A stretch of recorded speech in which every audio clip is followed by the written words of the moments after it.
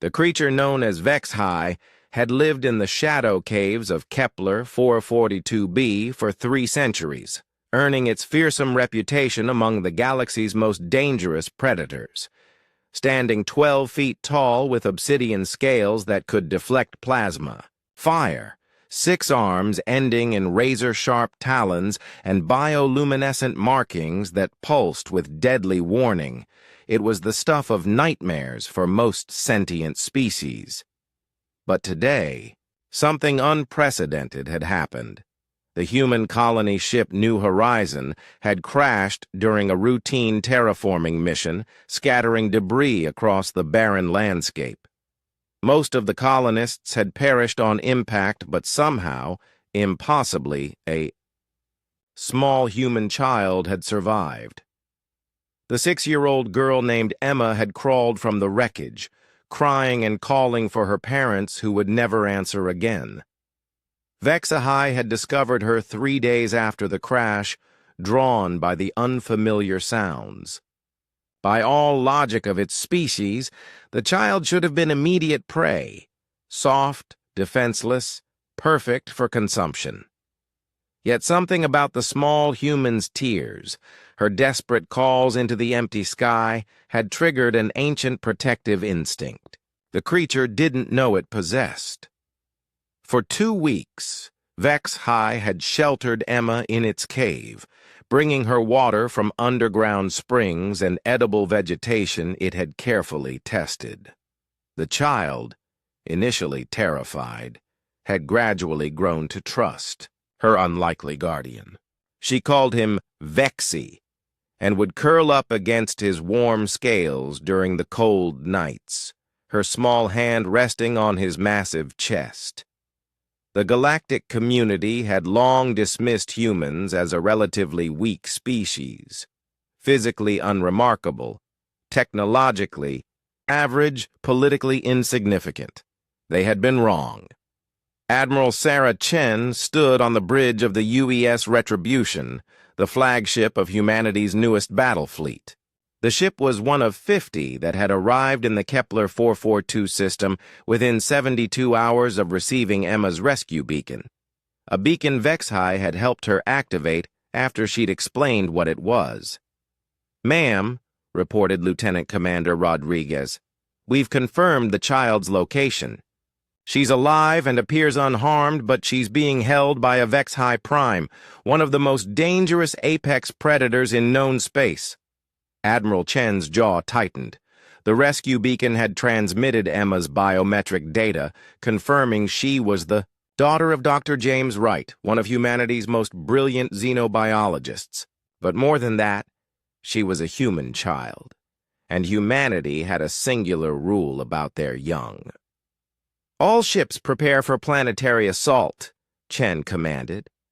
"I want that creature eliminated and Dr. Wright's daughter brought home." "Admiral," interjected Dr. Yuki Tanaka, the fleet's xenopsychologist, "preliminary scans suggest the creature hasn't harmed the child. There are no signs of distress in her biometrics. Perhaps we should consider—" "Doctor," Chen's voice cut like ice, "that thing is holding a 6-year-old human child. I don't care if it's writing her poetry and teaching her to dance. It dies today." Down on the planet's surface, HFY sensed the approaching ships long before they appeared in the sky. Its natural instincts screamed at it to flee, to abandon the small human and disappear into the deep caves where even orbital bombardment couldn't reach. Instead, it positioned itself protectively over Emma, who was playing with smooth stones it had collected for her. "Vexy, what's wrong?" Emma asked, noticing the creature's agitation. Before HFY could respond, the sky erupted in fire. The human fleet didn't negotiate. They didn't demand surrender. They simply began systematically destroying everything within a 50-kilometer radius of Emma's location, working inward in precise, devastating circles. Plasma cannons turned stone to glass. Kinetic bombardments shattered mountains. Atmospheric fighters strafed the landscape with such intensity that the very air began to burn. Vex-High had faced many dangers in its long life, but nothing like this.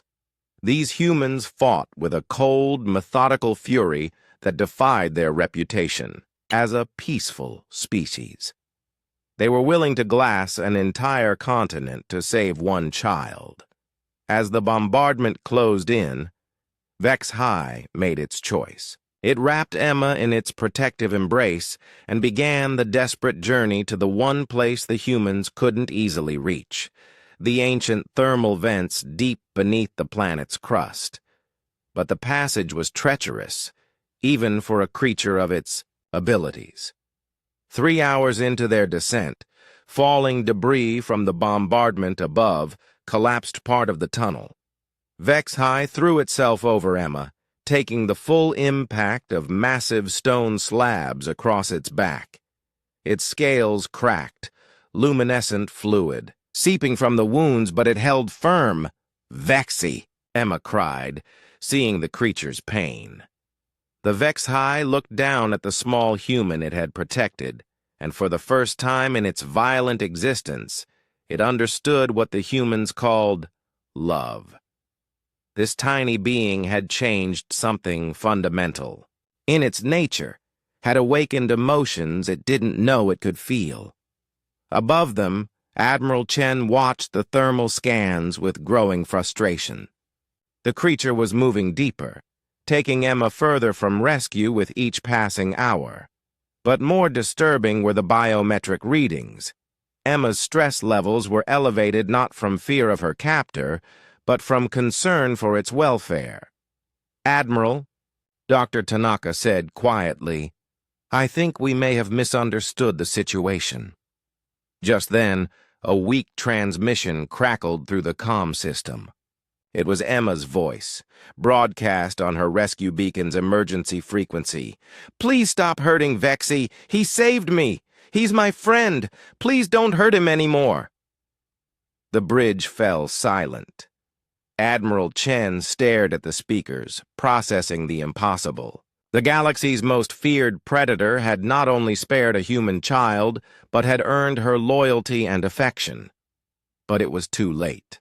The bombardment had already begun, and momentum was a terrible thing. By the time the ceasefire order went out, half the planet's surface had been reduced to molten slag. In the deep caverns below, Vex-High held Emma close, its life slowly ebbing, away from wounds that no longer mattered. "Thank you, Vexy," Emma whispered, her small hand pressed against the creature's massive heart as it finally stopped beating.